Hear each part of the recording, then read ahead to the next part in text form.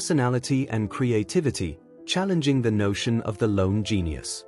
Reflect on the most creative individuals you've met, whether through their works, captivating novels, addictive games, compelling music, or thought-provoking art, or in person. Perhaps it's the doctor with an innovative treatment, the plumber who solved an impossible problem, or a partner who offered a fresh perspective during a difficult time. What common threads unite these individuals?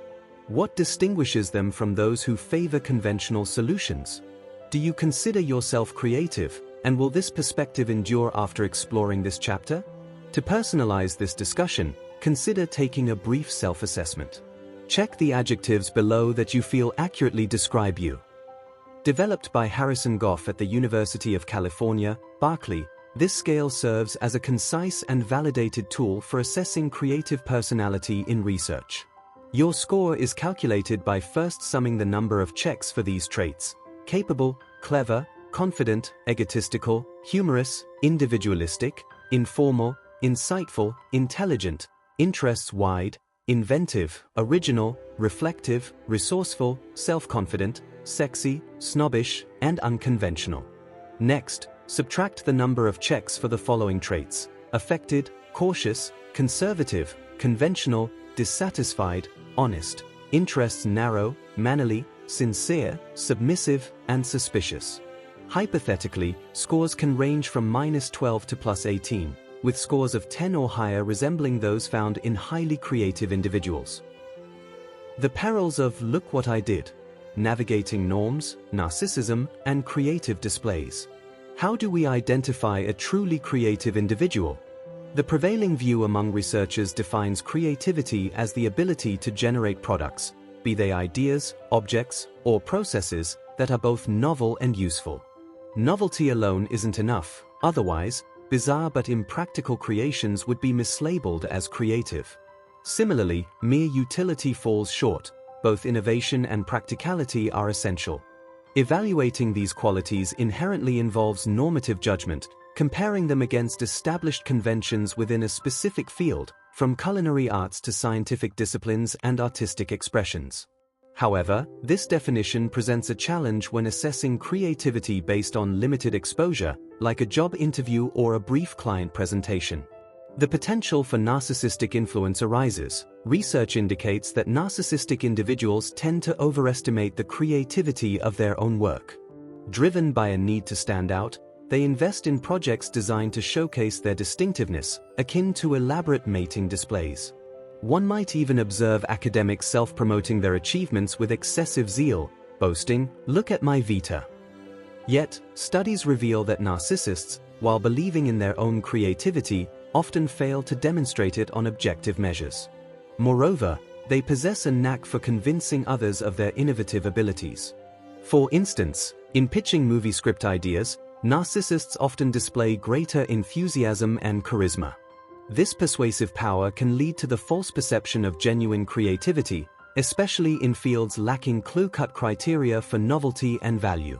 In such cases, evaluating a consistent track record of impactful innovations proves more reliable than relying on a single presentation crafted by a narcissistic individual. The Institute of Personality Assessment and Research, IPAR, adopted this approach. They sought expert opinions within specific domains to identify individuals with a history of creative achievements, those who had redefined excellence within their fields. Their studies encompass diverse groups, including novelists, scientists, managers, military officers, mathematicians, and graduate students. However, their assessment of creative architects gained the most recognition and influence. The primary challenge lay in identifying the most creative architects in North America, distinguishing them from merely productive ones. The selection criteria were simple yet rigorous. Candidates had to have devised genuinely novel and innovative architectural forms. These forms had to be implemented in practice, demonstrating both vision and execution, and these creative products had to establish a new benchmark for creative excellence within the field. To effectively evaluate architects based on novelty, implementation, and standard setting, experts within the field are essential, as creative achievement is best judged by those knowledgeable in the specific domain. Just as an expert in personality psychology can assess the creativity of ideas in their field, architectural creativity requires evaluation by architectural professionals. To this end, the IPAR staff sought nominations from architectural experts, asking them to identify individuals who had demonstrably transformed the field using the aforementioned criteria. While the potential for conflicting nominations was acknowledged, a consensus emerged, leading to the identification of 40 architects confirmed by subsequent judges as creatively transformative figures. However, studying this group alone would risk simply identifying characteristics common to successful architects. Therefore, IPAR wisely included a control group of architects working in similar environments but not recognized as exceptionally creative, providing a comparative basis for the study. The identified creative architects were invited to IPAR for an intensive 3-day assessment, involving interviews, tests, performance evaluations, and observations of their behavior in various social situations, including stressful tasks. This rigorous process, while informative, was not universally enjoyed, as demonstrated by Kenneth Rexrother's critical account of his experience in a related IPAR study. Yet, others embraced the project and participated enthusiastically. The central research question guiding the study was to determine how highly creative architects differed from their capable but less creative peers in terms of ability, background, personality, and social functioning. Given the replicability of the architect study's results across other creative groups, the subsequent discussion will generally focus on creative individuals, with specific references to the architect study where relevant. Before delving into the findings, consider the common reactions of audiences to psychological research, such as, "Sure, sounds about right," or "Of course," which can be both validating and potentially misleading. To more effectively engage with the results, readers are encouraged to formulate their own predictions regarding the personality and life experiences of highly creative individuals compared to more conventional individuals. Specifically, consider these questions. Are highly creative individuals more or less intelligent, more or less likely to have had emotionally intense parental relationships, and more or less likely to have excelled in school? Do their interests align more with bankers or lawyers? Are they more extrovert or introverted? Do they prefer chaotic complexity or elegant simplicity? Are they more or less prone to mental illness? Reflecting on these questions, consider where you might fall on these measures. Intelligence and creativity, more than just a high IQ? Does exceptional creativity simply stem from superior intelligence compared to conventionally-minded individuals? The IPAR study suggests otherwise, finding no significant IQ differences between creative and conventional groups. However, it's crucial to remember that all IPAR participants were highly educated professionals. Above an IQ of approximately 120, typical for such professionals, IQ levels don't correlate with creativity. An individual with an IQ of 145 has roughly the same chance of being creative or conventional as someone with an IQ of 120. It's worth noting that standard IQ tests are most effective at differentiating individuals around the average IQ of 100, with reduced reliability at the extremes. Therefore, a standard IQ test might not have revealed any differences between the creative and conventional architects due to its limited sensitivity. However, the IPAR researchers utilized the Terman Concept Mastery Test, specifically designed for reliable discrimination at an IQ level of 120. This precisely calibrated measure revealed no intelligence differences between the creative and conventional groups. In essence, highly creative individuals are intelligent, but not necessarily more so than their less creative counterparts. Did future creative innovators stand out as exceptional students in high school?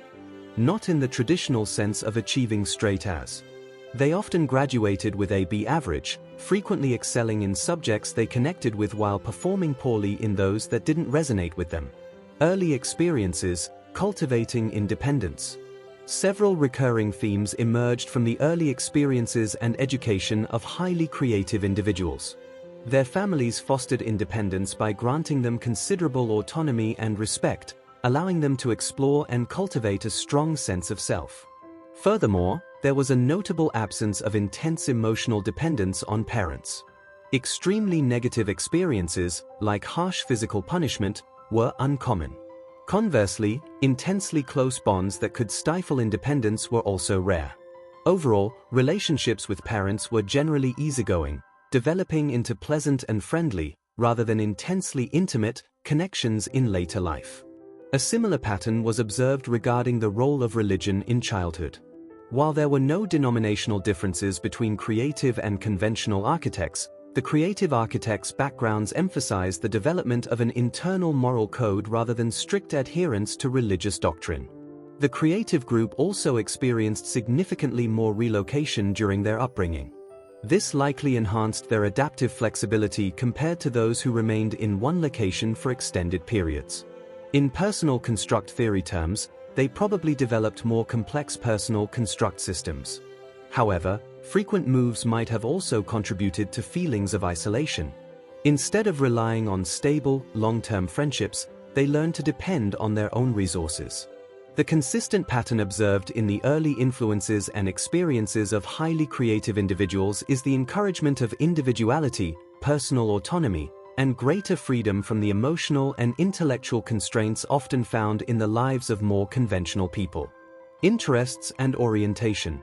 The Strong Vocational Interest Blank, SVIB, administered in the IPAR study, assessed the similarity between participants' interests and those of various occupational groups with established norms. The highly creative group's interests aligned more closely with those of psychologists, author journalists, lawyers, architects, artists, and musicians. Conversely, their interests differed significantly from those of purchasing agents, office workers, bankers, farmers, carpenters, veterinarians, police officers, and morticians. This interest pattern suggests that highly creative individuals are less concerned with facts in isolation and more interested in their meaning, significance, and broader implications. They tend to see the forest rather than individual trees and appreciate skillful communication about complex ideas. They are generally averse to conventional and highly regulated activities, becoming easily frustrated by excessive detail. Their interests indicate cognitive flexibility, verbal sophistication, and intellectual curiosity, with a disinclination to suppress their own ideas and impulses, or perhaps those of others. Reflecting the demographics and norms of the time, the architect group studied at IPAR consisted entirely of men. A particularly interesting finding concerned whether the creative group's interests lean towards traditionally masculine or feminine pursuits, based on coding from the SVIB manual, which identified interest items differentiating men and women in the norm group. Results strongly indicated that creative architects exhibited considerably more feminine interests than masculine ones. This finding was consistent across other groups studied at IPAR. This result warrants closer examination. Many of the specific items that empirically distinguished women's and men's interests involved activities like attending concerts or art exhibits, which might be better categorized as cultural interests rather than strictly feminine ones. It's also important to note that the SVIB femininity scale coded items along a single dimension ranging from masculinity to femininity. Consequently, it was impossible to score high on both masculine and feminine interests using the scales employed at IPAR. Subsequent research developed techniques for assessing psychological masculinity and femininity as independent orientations. There is compelling evidence to suggest that highly creative architects would have scored high on both orientations. Patterns of preference. The Myers-Briggs Type Indicator, MBTI, reveals similar preference patterns in creative architects, particularly in how they perceive the world around them. This assessment highlights contrasting preferences. One key contrast lies between introverted and extrovert orientations. Individuals deemed highly creative at IPAR, Institute of Personality Assessment and Research, tend to score as introverts. Approximately two-thirds of creative groups studied at IPAR identify as introverts, a significantly larger proportion than found in the general population. Another contrast involves how people interpret information from both external and internal sources. Two approaches are evident: perceiving and judging. The perceiving attitude involves being open and attentive to events and their significance, while the judging attitude involves drawing conclusions about them. A potential drawback of the judging orientation is the risk of prejudging, which can impose order but limit the potential for new learning. Creative groups lean towards the perceiving attitude, fostering attentiveness and openness, but potentially leading to a less structured experimental life, resulting in creative lives being chaotic. A third contrast distinguishes between sensing and intuiting. Sensing involves focusing on the immediate, tangible reality of events and objects, whereas intuiting involves perceiving the underlying meaning and possibilities. Sensing is more prevalent in the general population, with get-real people often struggling with individuals who imagine beyond immediate facts. IPAR studies demonstrate that highly creative groups overwhelmingly favor intuition. While roughly 25% of the general population is intuitive, this figure rises to 90% for creative writers, 92% for mathematicians, and 93% for research scientists. Strikingly, 100% of creative architects measured by the MBTI were intuitive. A fourth MBTI contrast explores whether individuals judge through thinking or feeling. A thinking orientation relies on logic and rational analysis, while a feeling orientation relies on emotional reactions. The creative individual's specific field plays a significant role here. Scientists tend to score higher on the thinking orientation, while writers score higher on the feeling orientation. Creative architects, however, show an even split between thinking and feeling preferences. Engaging complexity, elegant simplicity. In past lectures on creativity, before intermission, I would loudly sing Dum Diddly Yum without the final Dum D. This was designed to foreshadow the upcoming discussion on the differing preferences between highly creative and less creative individuals regarding aesthetic experiences. Highly creative individuals tend to favor complexity, asymmetry, and tension-inducing elements, while less creative individuals lean towards simplicity, symmetry, and tension reduction. IPAR studies examine these preferences in the realm of visual aesthetics, investigating whether highly creative people preferred the visual equivalent of an open-ended, asymmetrical dum-dum-less riff. Imagine being tasked with creating a mosaic using an 8x10-inch board and a variety of colored 1-inch squares in a limited time frame. Creative groups completing this task displayed a strong preference for complex, asymmetrical patterns compared to the simpler, balanced, and symmetrical mosaics created by more conventional individuals. Similar results emerged from a test evaluating preferences for various types of pictures. Participants sorted postcard-sized reproductions of European paintings into 4 categories based on preference. Across all IPAR studies, creative groups consistently exhibited a strong preference for more complex, asymmetrical, and unbalanced paintings compared to their more conventional counterparts. However, this is not the complete picture. While a preference for complexity is evident at the outset of a creative project, a powerful drive toward resolution emerges during its development. This ultimately leads to a creative solution that may appear simple. However, this should be understood as a process that grapples with complex and demanding questions before resolving them in an unconventional yet elegant manner, culminating in a clear and conclusive dum-dum. Creative personalities, odd or audacious. When asked to describe themselves, notable differences emerged between the personalities of creative and conventional architects, mirroring findings in other groups assessed at the Institute of Personality Assessment and Research, IPAR. Highly creative individuals characterize themselves as inventive, determined, independent, individualistic, enthusiastic, and industrious. Conversely, more conventional individuals use terms like responsible, sincere, reliable, dependable, clear-thinking, tolerant, and understanding.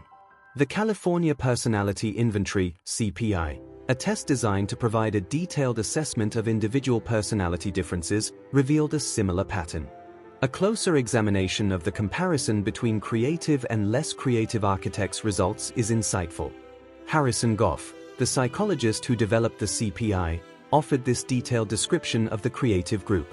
The highly creative person is dominant, possessing qualities and attributes that underlie and lead to the achievement of social status, poised, spontaneous, and self-confident in personal and social interaction, although not of an especially sociable or participative temperament. Considering this alongside the tendency for creative individuals to be introverted, the CPI results depict an intriguing stance toward others. Creative individuals might be perceived as asocial, neither actively seeking nor strongly avoiding interaction. Instead, their focus is primarily on their creative pursuits, potentially giving the impression of being aloof and arrogant. However, when necessary, highly creative individuals possess the social grace and skill to be charming and even endearing. Despite their charisma, sustained sociability is not typical, which can cause friction with colleagues and friends who desire more than fleeting moments of connection. Regarding intellectual style, the highly creative person is intelligent, outspoken, sharp-witted, demanding, aggressive, and self-centered, persuasive and verbally fluent, self-confident and self-assured, and relatively uninhibited in expressing his worries and complaints.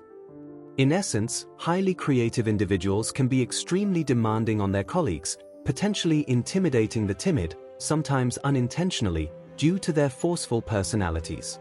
The potential challenges of working with creative individuals are further highlighted by their discomfort with convention and their willingness to be audacious, even somewhat odd. He is relatively free from conventions and inhibitions, not preoccupied with the impression which he makes on others, and thus perhaps capable of great independence and autonomy, and relatively ready to recognize and admit self-views that are unusual and unconventional. He is strongly motivated to achieve in situations in which independence in thought and action are called for. But, unlike his less creative colleagues, he is less inclined to strive for achievement in settings where conforming behavior is expected or required. Given these personality traits, it is easy to understand the difficulties organizations might face with highly creative colleagues. Their unconstrained individuality and lack of concern for creating a favorable impression can disrupt conventional business practices. In situations requiring sustained tact, diplomacy, and compromise, the highly creative person can create turmoil. While they can be charming and charismatic, they can also be stubborn and unrestrained, even in the face of colleagues' desperate pleas for moderation. Astute administrators often strategically divert creative individuals from meetings requiring conventional problem-solving or careful deliberation. There is little doubt that creative individuals are audacious, inspiring either admiration or disdain. But are they also odd? Is there any truth to the long-held belief that creativity and madness are closely linked? Strange creatures? Distinguishing creativity, eccentricity, and psychopathology. It's crucial to distinguish between individuals who are creative, eccentric, and those with mental illness. While these groups may share some characteristics, they also differ significantly. Before addressing the question of whether the creative individuals studied at IPAR exhibited signs of mental illness, let's first examine eccentricity. Eccentrics, a state of happy unawareness. David Weeks and Jamie James offer a fascinating look into the world of eccentrics, providing vivid and entertaining accounts of their unique behaviors. One notable example is Joshua Abraham Norton, who declared himself Emperor of the United States and Protector of Mexico in the mid-19th century.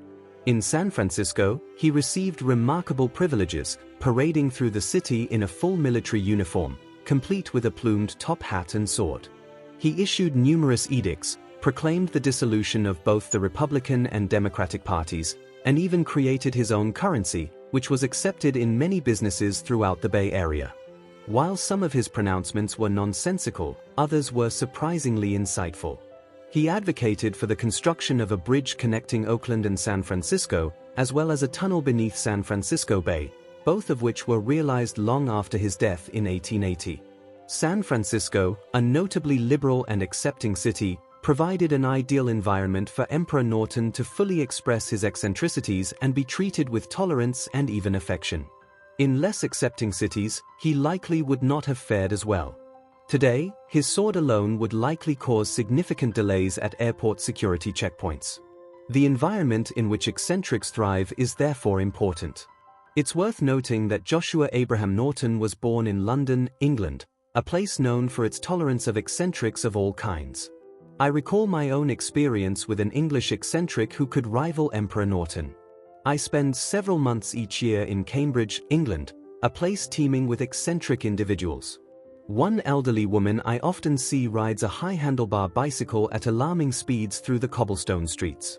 She wears a military uniform reminiscent of Muammar Gaddafi, complete with a brightly plumed hat and red sneakers.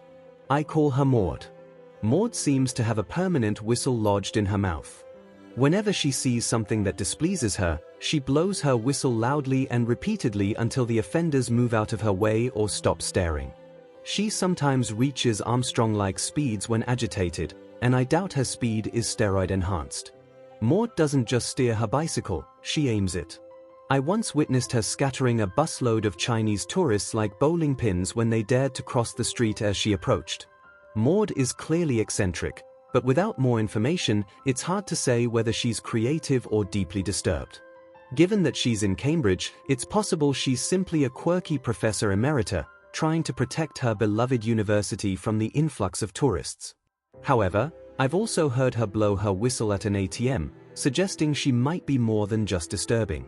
One key difference between eccentrics and mentally ill individuals is that eccentrics are generally happy, sometimes exceptionally so, with their lives, even if others find their lives strange or perplexing.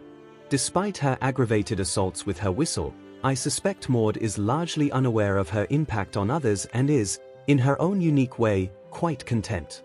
Norton, Maud, and other eccentrics are not necessarily mentally ill, though it's possible. Nor are they necessarily creative, especially if we define creativity as IPAR did: the transformation of innovative, unconventional ideas into practical solutions for challenging problems. What distinguishes eccentrics from truly creative individuals is their focus on personal projects rather than tasks valued by the broader community. What separates them from those considered mentally ill is their delight in being themselves, their joyful rejection of convention, and the remarkable freedom they possess in living unconstrained lives. Mental illness, conversely, is not a choice. Unlike eccentricity, it is not freely chosen and, rather than liberating individuals to live life as they wish, however unusually, it severely limits their choices. And in contrast to eccentricity, mental illness is typically frightening, exhausting, and draining. Differentiating creativity, eccentricity, and mental illness: the case of strange creatures. Distinguishing between creative individuals, eccentrics, and those with mental illness is essential, as these groups, while sharing potential overlaps, possess distinct characteristics. Before examining the creative individuals studied at IPAR for signs of psychopathology, let's consider the nature of eccentricity. Eccentrics, blissful in their unconventionality. David Weeks and Jamie James' work provides insightful and often amusing portrayals of eccentrics and their unique behaviors.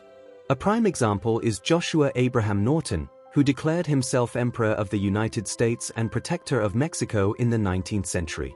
San Francisco, known for its tolerant atmosphere, embraced him, granting him privileges and allowing him to parade in full military regalia. He issued edicts, dissolved political parties, and even created his own currency, which was widely accepted. While some pronouncements were outlandish, others proved remarkably prescient. He advocated for a bridge and a tunnel connecting Oakland and San Francisco, projects realized decades after his death in 1880. San Francisco's accepting nature allowed Emperor Norton to express his eccentricities fully. In a less tolerant environment, his experience would likely have been far different. Even today, his sword would likely cause significant security delays. The social context is, therefore, vital for eccentrics to thrive, and it is noteworthy that Emperor Norton was born in London, a city noted for embracing all kinds of quirky individuals. My own experience in Cambridge, England, a hub for eccentrics, involved a woman who rivaled Emperor Norton in her unconventionality. I often observed an elderly woman on a high-handlebar bicycle, speeding through the cobblestone streets in a military uniform reminiscent of Muammar Gaddafi, complete with a plumed hat and red sneakers. Maud, as I call her, carried a permanent whistle, which she used loudly and repeatedly whenever displeased. She would seemingly reach Armstrong-like speeds and seem to almost aim her bicycle when angered. I once saw her scatter a group of Chinese tourists like bowling pins when they dared to cross her path. While Maud is undoubtedly eccentric, determining whether she is creative or mentally disturbed requires more information. Given her location in Cambridge, she might simply be a quirky retired professor protecting her university from tourists. However, I've also witnessed her blowing her whistle at an ATM, suggesting a deeper level of disturbance. A key distinction between eccentrics and those with mental illness is that eccentrics often exhibit happiness and contentment with their lives, despite others perceiving them as strange. Despite her whistle-induced assaults, I suspect Maud is largely oblivious to her impact and remains content in her own way.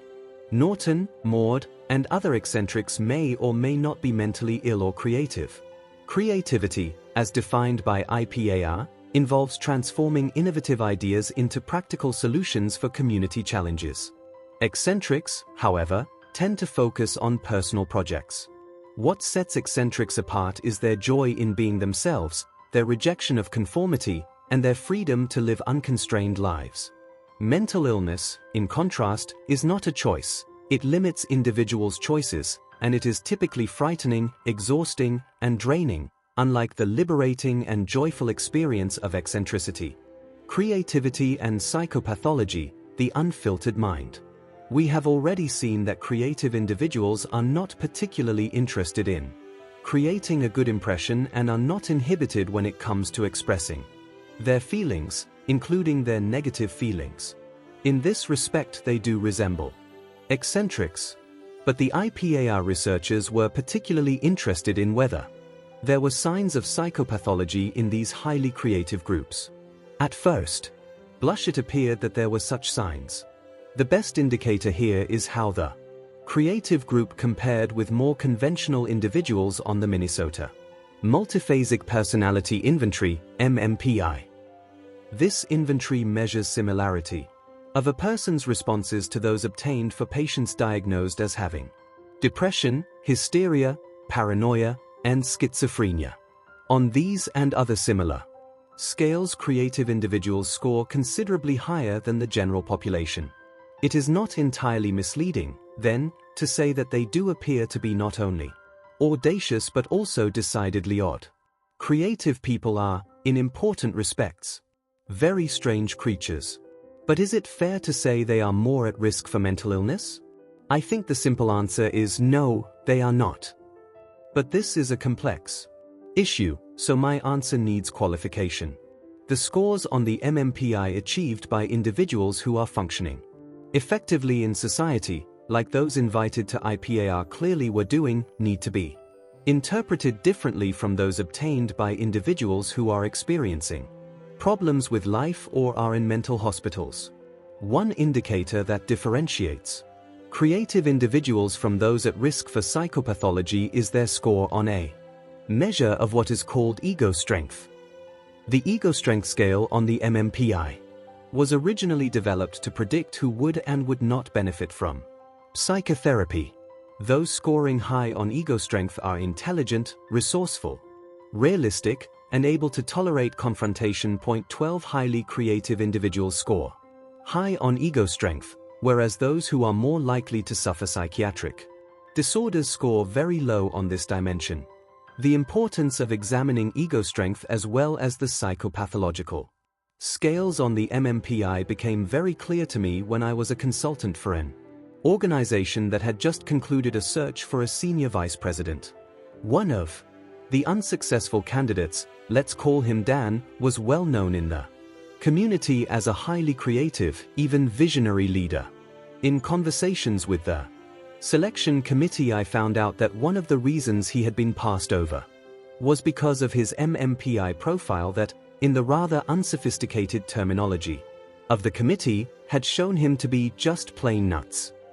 I had been given responsibility to advise on the use of psychological tests for recruitment and was extremely skeptical about using tests like the MMPI for such purposes. So with their permission, I was able to access Dan's MMPI.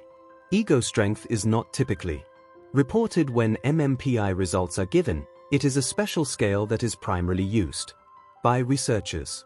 When I looked at Dan's profile, sure enough, his psychopathology scale scores were elevated, but no ego strength score had been calculated. It turned out that when I examined the 52 items on the ego strength scale, Dan's score was extremely high. In short, by not taking account of the positive, coping aspects of his personality, the selection committee lost the opportunity to hire a truly creative and passionate leader. Sure, Dan was odd, but he was also bright and motivated and able to transform his original and sometimes off-the-wall ideas into creative accomplishments. Odd, yes, but also audacious. Recent research has raised the possibility that eccentrics, creative individuals, and those at risk for psychopathology are similar with respect to their relative inability to filter out extraneous information impinging upon them. Point 13. In order to adapt and survive, we need to selectively filter out information that has no motivational or strategic importance for us. This capacity is referred to as latent inhibition, LI, and those who are very low on it include creative individuals, eccentrics, and those inclined to mental illness, particularly schizophrenia. There is an upside of having low LI, however, it opens the individual to a rich array of remotely connected thoughts and images that those with more effective filters in place would have screened out. These can be a fertile ground for creative insights, heightened sensitivity, and novel ways of seeing the world. On the downside, the unfiltered mind risks becoming overwhelmed and the ability to cope compromised. So is there something about highly functioning creative individuals with low LI that differentiates them from those who succumb to psychopathology? Evidence from Jordan Peterson and his associates provides a promising clue. Point 14. In studies with Harvard undergraduates, they showed that intelligence and good short-term memory might well be critical factors. They propose that those with higher intellectual resources can cope with the flood of information the unfiltered mind allows. This result parallels what we have already seen with respect to ego strength in the IPAR studies. Both intelligence and ego strength involve the ability to face complexity and information overload in an adaptive way. Without such resources, cognitive and emotional information that has no functional utility for us overwhelms us, and we risk drowning in data. In writing about the IPAR studies, McKinnon did allow that some of those who came to Berkeley for assessment were experiencing serious psychological problems, but they were very much a minority. Highly creative individuals, in short, have vulnerabilities but generally are able to transcend them and even recruit them into the creative process. Having a stable, pleasant, happy, shiny personality may be terrific for a recreation director on a Disney cruise, but it is the mercurial, complex, challenging, and edgy personality that is more likely to transcend oddness and foster audacious creativity. Re-evaluating creativity, an ode to the comparison group. It's a common trope at award ceremonies. The celebrated individuals, the creative luminaries, downplay their own significance and express gratitude to the often overlooked support team, acknowledging their vital role in making the creative endeavors a reality. While the sincerity of these acknowledgments might be questioned, I aim to use empirical evidence to champion those who collaborate with highly creative individuals. Specifically, I want to highlight the comparison group from the IPAR studies, essentially composing a tribute to the unsung heroes. Let's first consider the fundamental premise of the IPAR studies. They sought to identify the personality traits of individuals who had revolutionized their respective fields. In the architect study, creative transformation meant having designed architectural projects that were widely recognized as groundbreaking achievements with lasting impact. However, it's crucial to reflect on how these creative feats were actually realized. While creative individuals possess numerous admirable qualities, they can also be challenging to work with. They might be self-absorbed, easily angered, uninterested in details, and lacking in the kind of social skills that foster a supportive and collaborative work environment. So, how were these creative projects successfully completed? There's a prevalent belief that the world's most daring and innovative achievements stem solely from the mind of a single, isolated creative genius. This is a misconception. We need to examine the characteristics of the architects in the comparison group more closely. Recall their personality traits. They were responsible, sincere, reliable, dependable, clear-thinking, tolerant, and understanding. They were also sociable, even-tempered, and comfortable handling detailed tasks. These are precisely the qualities necessary to ensure a creative project comes to fruition. A creative project, one that ultimately impacts the world, requires not only the innovator but also the contributions of the negotiator, the peacemaker, the accountant, the encourager, the the calming influence who deals with external pressures, and the tactful receptionist who discreetly points out a wardrobe malfunction. While creative heroes undoubtedly contribute significantly, sometimes in spectacular ways, they rely on the support of others with complementary personalities, without whom the innovative project would never be realized. Given this interdependence between the creative and the conventional, it's important to consider the potential costs experienced by architects working alongside these creative stars, compared to those who didn't. The IPAR evidence suggests that there might indeed be a price to pay for those who collaborate with highly creative individuals. The research revealed a clear pattern. This group exhibited lower levels of psychological adjustment, higher anxiety, and greater internal conflict compared to architects who didn't work with creative individuals. McKinnon suggests this conflict arises because, despite possessing many of the same attributes as the creative stars, they are hesitant to assert themselves and translate their potential into action, a skill the creative stars excel at. It's easy to understand how working with a creative person could generate conflict and anxiety in individuals who have the potential to be creative stars themselves but are dedicating their time and energy to providing the collaborative support that enables the creative stars to shine. I suspect a similar dynamic exists in family relationships and on sports teams. Creativity and well-being. Lessons from Darwin. At the beginning, I posed the question of whether you consider yourself creative and if you would still desire to be so after reading this chapter. In many ways, embodying creativity and leading a creative existence present significant challenges. Firstly, creative individuals often grapple with internal struggles. Openness to experience can expose you to emotions like anxiety and depression, which can become overwhelming. Secondly, challenging conventional norms is a constant battle. People resist abandoning familiar behaviors, and innovators often face incredulity or outright hostility, which can be draining. Thirdly, creative endeavors can lead to sheer exhaustion. Intense engagement can disrupt sleep, strain relationships, and negatively impact physical health. So, are you certain that you want to embrace or continue pursuing a creative path? However, creativity also offers a positive side. While negative emotions may be present, openness allows you to experience joy, delight, and flow more intensely than those who adhere to convention. These positive emotions can outweigh the negative ones associated with openness. Furthermore, while challenging convention can be exhausting, achieving solutions to problems that conventional approaches fail to address can be exhilarating. This elation stems from the intrinsic motivation that drives creative pursuits. External rewards can even be demotivating. Lastly, while creative individuals may face health risks, there is a subtle aspect to consider. Consider Charles Darwin. He famously suffered from an illness that confined him for years, experiencing lightheadedness, palpitations, vomiting, flatulence, and chest pain. These symptoms first appeared before his voyage on the HMS Beagle, where he gathered the information that led to his theory of evolution. During the voyage, Darwin was robust and venturesome, experiencing no symptoms.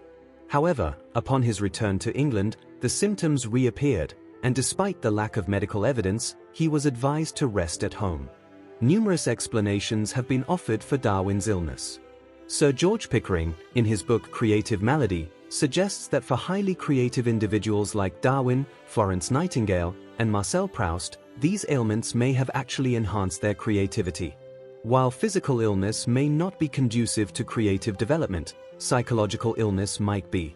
Pickering agrees with the diagnosis that Darwin's illness was psychoneurotic and served the purpose of protecting him from the trivialities of social interaction. Darwin's letters support this view. He declined the invitation to be secretary of the Geological Society because it would have involved significant social contact, which he said, completely knocks me up afterwards and brings on a violent palpitation of the heart. He was clearly most flustered by conflict-ridden social exchanges. It is difficult to imagine a more controversial theory than Darwin's in an age with fixed beliefs about creation. By becoming a reclusive invalid, Darwin traded social engagement for the opportunity to pursue his core project, writing about his emerging theory of evolution. Indeed, Pickering details how the creative writing of his theory was accomplished because everything else in Darwin's life was sacrificed to that task. Later, I will discuss how well-being depends on the sustainable pursuit of such core projects, But for now, it is important to recall the support needed for audacious creative projects. Darwin's creative work was likely sustained by the support of others, particularly his wife, Emma. Throughout their marriage, she shielded him from social stimulation, relaxed him with piano playing, served as his secretary and editor, and provided companionship. We can conclude that highly innovative people, despite their eccentricities, rely on unsung helpers like the IPAR comparison groups and Emma Darwin. This support is often unacknowledged, but in Darwin's case, it is evident that he was aware of its importance. He wrote of Emma, "She has been my greatest blessing. She has been my wise advisor and cheerful comforter throughout life, which without her would have been during a very long period a miserable one from ill health." In summary, how can personality and creativity research inform our self-reflection? If you scored high on Gough's creative personality scale, you might recognize yourself in the portrait of highly creative people. You are likely open to experience and sensitive to sensations, images, and thoughts that others may overlook. This can be disturbing, but the products of your creative acts, the condomless encounters with ideas, may yield novel solutions that benefit you and others. If you did not score high, I hope you appreciate the role that more conventional people play in the creative process. As the Machiavelli epigram notes, changing the order of things can be difficult and dangerous. This is partly because the personality traits of creative innovators, while beneficial for generating novelty, are not always suited for bringing their ideas to fruition. Finally, well-being has numerous facets, which can sometimes conflict. Creative ventures might bring great satisfaction and become the defining cause of your life, and even change the world, but they might also take a toll on your health or relationships. Ultimately, it comes down to prioritizing what aspects of the good life are most significant to you. Follow your passion, but be aware that you might also be choosing your poison. End of Chapter 7.